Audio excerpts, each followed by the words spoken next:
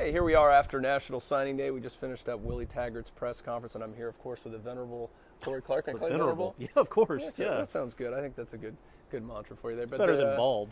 But yeah, it was fun. They ended up having a top 10 recruiting class. We'll talk about that a little bit here. It was a pretty impressive haul considering where they were at. So what was your kind of biggest takeaway from today, Corey?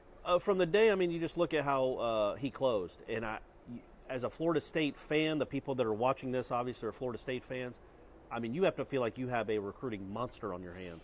To be able to do what he did in 6 weeks. Now, remember, you know, he kind of got penalized in the sense that that's the first signing day. He had to deal with that. So a lot of those kids, they didn't even have a chance on because he got hired, and 2 weeks later they were committing and signing.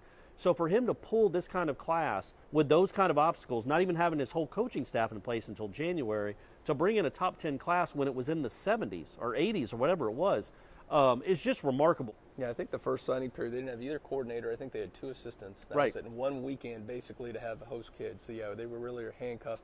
You know, I asked them today about social media. I was curious because we all went from the Jimbo Fisher staff, and you had one guy, Tim Brewster, that tweeted on there. Nobody else did. And now they all do. And they do it with some personality. There's some fun going on. So I asked them that today. And, you know, I don't know if it was a shot at Jimbo Fisher, but, you know, he said, I don't know how you do it without. You have to do it. It's a necessity. These are how kids communicate nowadays on their phones. You know, it's a big part of recruiting now, and if you're not on it, you know, you'll get left behind. So that's part of the world we live in now. So we got to use it. It helps us, you know, and not only with recruits, but it also helps us with our fan base and giving them information on what's going on.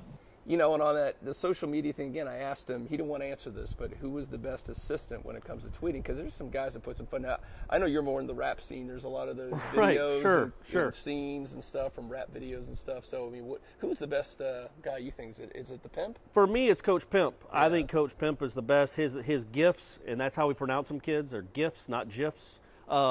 His gifts are awesome. I like everything about that dude. He had an awesome one today, as a matter of fact. He's just they're all. But the beauty of it is they're all fun to follow. Florida State fans probably enjoy that a lot. Just seeing the interactions of these coaches because they do see more connected to the world than maybe the former staff was when it comes to social media.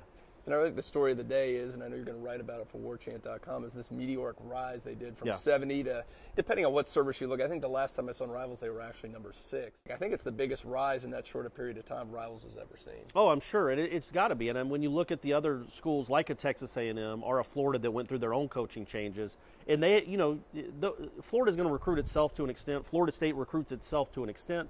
But not like this. No. I mean, I think we all thought that once Willie Taggart got on board and got his staff in place, that he was going to be able to make a nice climb up the rankings. But for him to go to the top 10-ish with such little time, again, he didn't have anything in place 2 months ago. I don't even think he was. I don't know. I can't do the math in my head. Was he even here 2 months ago? For him to put this class together is really remarkable. And he was actually asked about it earlier today, what the rankings and what the rise in rankings meant to him and what it signified for the future.